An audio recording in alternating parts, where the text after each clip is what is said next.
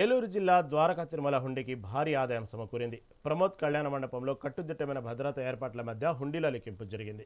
గత 20 రోజుల కాలానికి సంబంధించిన హుండీ ఆదాయాన్ని లెక్కించారు.